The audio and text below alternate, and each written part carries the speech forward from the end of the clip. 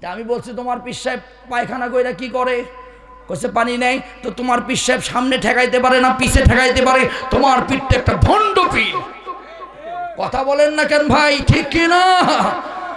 জট চুল, হাই রে হাই, চুলের উপর থেকে নিচ পর্যন্ত কোথায় যে কোন গিরা লাগছে আল্লাহ মাবুদি জানে।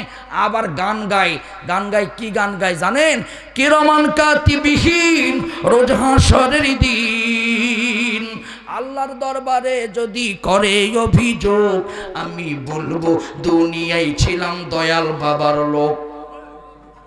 হই কইছে। সুবহানাল্লাহ বলবেন না নাউজুবিল্লাহ বলবেন? সুবহানাল্লাহ না নাউজুবিল্লাহ? আমি তাদেরকে আবার গানে গানে মার দিই। ওরা গান গায়, কয় আমার এগুলোর দরকার নাই, ঢোল তবলা দিয়ে আমারে কবরের ভিতরে নামায় দিও। এরকম লোক আছে না নাই? আমি ওদেরকে গানে গানে বলি, কিরামান কাতিবিহীন পাইবে যেদিন, তোহরা যারা ছিলি ভণ্ড বাবার লোক, তোদের লাথি মাইরা বলবে জাহান্নামে ঢোক। জোরে বলেন ঠিক, আরো জোরে বলেন ঠিক। আমি ফেসবুকে একটা সুন্দর একটা বিষয় দেখলাম, আমার খুব অবাক লাগলো যে মানুষ এত খারাপ হতে পারে। মাইজ ভান্ডারের দরবারে শরীফকে গিয়া, মাইজ ভান্ডার চট্টগ্রামের মাইজ ভান্ডার জাতীয় ভণ্ডর দরবার, কথা বলেন ঠিক কি না? প্রকাশ্য শিরিক হয়। এই মাইজ ভান্ডারের দরবারে গিয়ে জাহাঙ্গীর হোসেন নামে একজন বক্তা ৫-৭ জন ছেলেপেলেদেরকে, এসএসসি পরীক্ষার্থী ছেলেপেলেদেরকে নিয়ে গিয়ে বলছে, বাবা তোমার কদমে এসেছি বাবা, এদের বৃহস্পতিবার থেকে পরীক্ষা, বাবা তোমার কাছে পেশ করলাম, দয়া করে এদের পরীক্ষার একটু ভালো ব্যবস্থা করে দিও। ও বলছে বাবা আপনি পারবেন, মানে এমন কথাবার্তার সাইজ যে বাবা ছাড়া তার আর কেউ নাই। যে মাইজ ভান্ডারী বাবা কদমে পেশ করলাম, বাবা তুমি এদের মনের আশা পূরণ করো। আমি আপনাদের কাছে শিক্ষিত অভিভাবক আপনাদের কাছে জিজ্ঞাসা করতে চাই, আমাদেরকে যিনি পরীক্ষাতে পাশ করাইতে পারে, জীবনের সব কিছু দিতে পারে, একমাত্র যার কাছে চাইতে হবে তিনি কে? আল্লাহ। আরো জোরে, আরো জোরে। কিন্তু সে যে মাইজ ভান্ডারের দরবারে নিয়ে গিয়ে ছেলেদেরকে হাজির করেছে, প্রকাশ্য শিরিক করেছে, শিরিক করেছে। ইন্না শিরকা লাযুলমুন আযীম, প্রকাশ্য জুলুম করেছে। আল্লাহ শিরিকের গুনাহ মাফ করবেন? জোরে বলেন মাফ করবেন? আল্লাহর প্রতি ঈমান আনা মানে কি শুধু বলবেন আল্লাহ তোমার প্রতি ঈমান আনলাম? না, আল্লাহর সাথে কাউকে শিরিক উপস্থাপন করা যাবে না। মুমিন একমাত্র চাবে, আওয়াজ তুলে বলেন তিনি কে? আরো জোরে বলেন তিনি কে? এই জন্য বলবো, যে সকল মাজারে ভণ্ডামি হয় সেই সকল মাজারগুলো অ্যাভয়েড করতে হবে। এই ভণ্ডরা ঈমান নষ্ট করে মানুষদের। আমার ভাইয়েরা, ইসলাম যদি ক্ষমতায় থাকতো আজকে সারা বাংলাদেশে সর্বপ্রথম এজেন্ট হতো ভণ্ডদের দরবারগুলো গুড়িয়ে গুড়িয়ে ভেঙে দিয়ে, এই ভণ্ডদের দরবারগুলো ভেঙে দিয়ে এখানে আমাদের সুন্দর একটা পরিবেশ তৈরি করা। আওয়াজ দিয়ে বলেন ঠিক কিনা? ইসলাম ক্ষমতায় আসলে আমাদের প্রথম এজেন্ডা হবে, আমাদেরকে সর্বপ্রথম ভণ্ডদের মাজারগুলো গুড়িয়ে ভেঙে দিতে হবে। আওয়াজ তুলে বলেন, হাত তুলে এবার বলেন তো আমরা চাবো কার কাছে? আমাদের ঈমান ক্লিয়ার করেন, আমরা চাবো কার কাছে? আমার প্রিয় বন্ধুগণ, আবু সালামা বলছে, ইয়া রাসূলুল্লাহি, আমি বাড়ি চাই না, গাড়ি চাই না, বিল্ডিং চাই না, তিনটা জিনিস চাই আপনি আল্লাহর কাছে বলুন। আমরাও তো নামাজের ভিতরে বলি ইয়্যাকা না'বুদু ওয়া ইয়্যাকা নাস্তাঈন। আমার ভাইয়েরা, নবী বললেন কি কি তিনটা জিনিস? এক নাম্বার হলো, ইয়া রাসূলুল্লাহ আমি মৃত্যুবরণ করব, বিদায় নিব। আওয়াজ তুলে ও বারোপুরের মুসলমান হাত তুলে বলুন তো আমাদের মৃত্যু আছে না? না, আমরা মৃত্যুবরণ করে দুনিয়া ছেড়ে চলে যাব। ইয়া রাসূলুল্লাহ আমিও দুনিয়া ছেড়ে মৃত্যুবরণ করে যখন চলে যাব, তখন আল্লাহ পাক যেন আমার মৃত্যুটা ভালো দেয়, আমি যেন শহীদ হয়ে যাই, আমি যেন শহীদের মর্যাদা পাই। নবী বললেন 2 নাম্বার কি চাও? 2 নাম্বার হলো ইয়া রাসূলুল্লাহ, আলোচনা লম্বা করব না, ওই তো মক্কার ভিতরে আমার 2টা সন্তান রেখে এসেছি, আমার সন্তানের কথা বলে মনে পড়ে গো নবী, আমি যখন মৃত্যুবরণ করব আমার বিশ্বাস আমার স্ত্রী মক্কা ছেড়ে মদিনায় আসবে, আমার স্ত্রী আসলে সুন্দর করে আমার স্ত্রীকে বুঝে আপনি আমার সন্তানগুলোকে বাবার মর্যাদা দিয়ে দিবেন। নবী বললেন কবুল। 3 নাম্বার কি চাও? ইয়া রাসূলুল্লাহ, নবীর 2টা হাত আবু সালামা চাপায়া ধরলেন, ধরে বললেন হে নবী, আপনার 2টা হাত ধরে বলি আমার 3 নাম্বার দোয়াটা ফেরত দিবেন না? কি চাও তুমি 3 নাম্বার? নবী গো, আমার স্ত্রী গোপনে গোপনে কালিমা পড়ে মুসলমান হয়েছে, আর আমার স্ত্রীকে নির্যাতন করছে তার বাবা মার বাড়ির আত্মীয় স্বজনেরা, কিন্তু আমার বিশ্বাস আমার স্ত্রী ঈমান ছাড়ে নাই, আমি নবী রাসূলিহি আপনার উপরে ঈমান এনেছি। নবী গো, আমি ইন্তিকাল করলে আমার স্ত্রীকে আপনি আপনার স্ত্রী বানায় নেবেন, আপনার স্ত্রীর মর্যাদা দিবেন। আওয়াজ তুলে জবান ছেড়ে দিয়ে বলুন সুবহানাল্লাহ।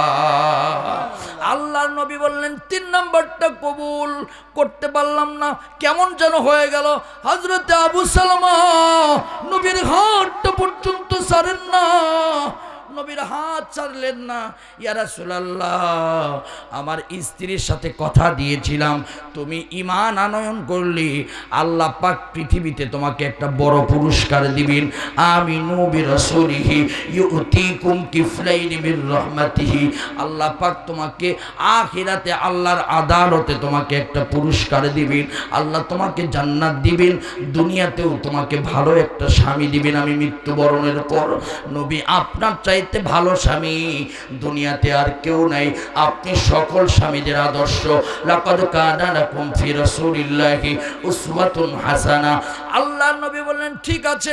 বিশ্ব নবীর কথা শুনলাম, আবু সালামা আলহামদুলিল্লাহ বললেন, বাড়িতে চলে গেলেন।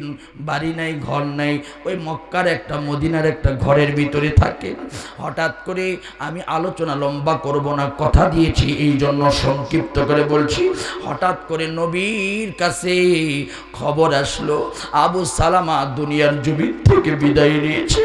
আল্লাহ নবী দৌড়ায় গেলেন, গিয়া বিশ্ব নবী বললেন আমি আমার আবু সালামাকে গোসল দিব, আমি তার কাফনের কাপড় দিব, আমি তাকে কবরে নামাবো, আমি তার জানাজার ব্যবস্থা করব। তাহলে আওয়াজ তুলে বলেন তো, আবু সালামা নবীর জানাজায় দুনিয়া থেকে বিদায় নিবে, তাহলে মৃত্যুটা ভালো না খারাপ?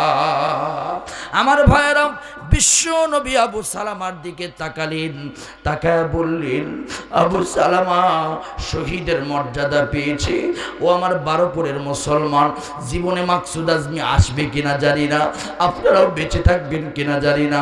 ভালো মৃত্যুর কয়েকটা আলামত আছে। আজকে শুক্রবার, আজকে জুমার রাত নয়, আজকে জুমার পরের রাত, আমি আপনাদেরকে ক্লিয়ার করে বলে দিই, সবচাইতে ভালো মৃত্যু হলো শহীদ মৃত্যু। জোরে কোন সুবহানাল্লাহ। বিশ্বনবী বলেন আরো ভালো মৃত্যুর আলামত হলো একটা আলামত হলো মামিয়ামুতু ইয়াউমিল জুমআ আও লাইলাতিল জুমআ ইল্লা ওয়াকাহুল্লাহু ফিতনাতাল কবর। যে জুমার রাত্রি এবং জুমার দিন মৃত্যুবরণ করবে, আল্লাহ পাক তাকে কবরের ফিতনা থেকে রক্ষা করবেন। আর বিশ্বনবী বলেন মান কানা আখিরু কালামি, যার জীবনের শেষ বাক্য হবে লা ইলাহা ইল্লাল্লাহ, যে মৃত্যুবরণ করার সময় বলতে পারবে লা ইলাহা ইল্লাল্লাহ, ওই ব্যক্তিটা আল্লাহ পাকের জান্নাতে যাবে। আর দেখবা যে মানুষটা মৃত্যুবরণ করার পর ওর কপালের ভিতরে ঘাম জমে গিয়েছে, ওই মানুষটারও মৃত্যু ভালো মৃত্যু হয়েছে। নবী বলেন সব ভালো মৃত্যুর চাইতে আরো ভালো মৃত্যু হলো শহীদ মৃত্যু। রাসূল যখনই হাত তুলতেন দোয়া করতেন, আল্লাহ আমার শহীদ মৃত্যু দান করে দে। বিশ্বনবী মুহাম্মদুর রাসূলুল্লাহ তার জানাজার ময়দানে হাজির হয়ে গেলেন। আল্লাহ নবী জানাজার ময়দানে দাঁড়ায়া আবু সালামার দিকে তাকায়া নবী আমার একবার হাসলেন, আবার আকাশের দিকে তাকায়াও হাসলেন, আবার আর একবার নবী কাঁদলেন। সাহাবীরা লক্ষ্য করলেন, আবার নবী আঙ্গুলের উপরে পা দিয়া দিয়া, বুড়ো আঙ্গুলের উপরে পা দিয়া দিয়ে হাঁটতেছিলেন। আমার নবীর এই বিষয়গুলো লক্ষ্য করলেন।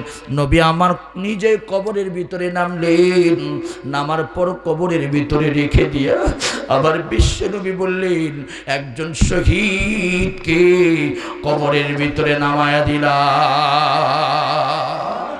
আল্লাহর নবী দোয়া করে যখন বিদায় নিয়ে চলে আসবেন, ও আমার বারোপুরের মুসলমান, সাহাবীরা জিজ্ঞাসা করলেন, ইয়া রাসূলুল্লাহ, ইয়া হাবিবাল্লাহ গো, হে নবী, এই তো আপনি একবার আকাশের দিকে তাকায় হাসলেন, আর একবার কাঁদলেন কেন?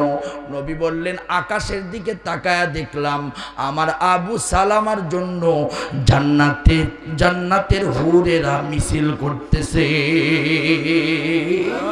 আমি যখন কাঁদলাম আবু সালামাকে দেখে আমার অত্যন্ত কান্না পাইল। আমার একজন সাহাবী বিদায় নিল, আমি সেই জন্য কান্নাকাটি করছিলাম।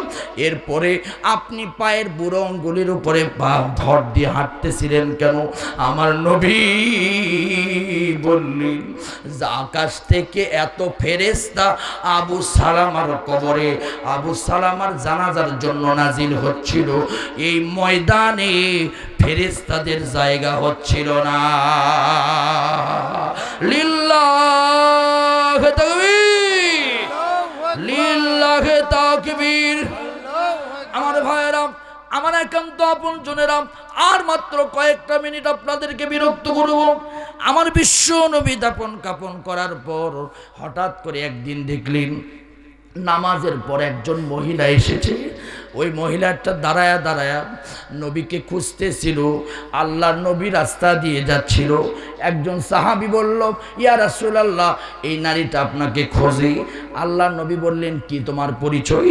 নারী বলছে, আমার নাম হলো উম্মে সালামা, আমার স্বামীর নাম হলো আবু সালামা। আবু সালামা যখন বলছে, বিশ্বনবী হাওমাও করে কেঁদে উঠেছে।